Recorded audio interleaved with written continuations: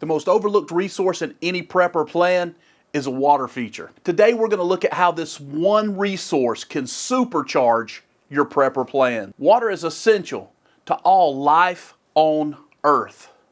Everything needs water to survive. This video was born while planning an extensive water habitat upgrade on someone who's been part of the PTL tribe for a long time, one of my dearest friends in the world. So this was born on his homestead as we began to look at how to upgrade the breeding areas for his fish in his pond.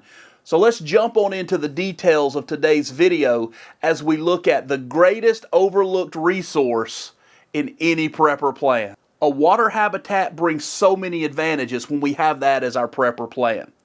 And I know that maybe you don't have the land to have an entire pond, but you need to have some kind of strategy, whether it's your digging in plan or your bugging out plan, so that you have a water feature or a water resource available to you, because it creates so many advantages and literally supercharges our ability to be able to survive for the long term. The number one thing a water resource or a water feature does is it provides water. Water is essential to life. It provides a reservoir for us to have drinking water that can be boiled and purified. It also provides us with the ability to irrigate crops and grow food. It also gives us the ability to control temperature and bring down temperatures on hot days, which allows us to get back to work faster. And in a survival situation, being able to maximize those daylight hours are imperative to our success. The second thing a water feature does is it provides security. A well-situated and thought-out water feature minimizes access onto our properties. Here in this flyover, you can see where the dam is situated, that there's water on both sides. It's impassable by vehicles other than going across the dam. Vehicle traffic can easily be stopped by just parking a car or creating a barricade on top of this dam and literally isolating this homestead from the outside world so that people can't get there in vehicles. And by minimizing motorized transportation onto and off of our homesteads, we can really cut down on the threats that we face. The third thing that water feature does is it provides food.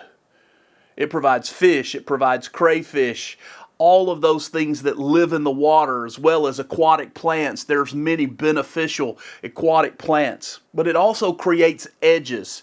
And in permaculture, we all know that edges are the place that thrive with life. And on those edges, there's frogs, there's lizards, there's muskrat, there's beavers, there's all kinds of things that live on the edges. And it's also lush with vegetation because the ground is so moist that things will grow on the edges of our water features that won't grow anywhere else. So that's why those edges are so beneficial. It also creates the necessary habitat for game animals like deer, whatever big game is in your area, as well as small game.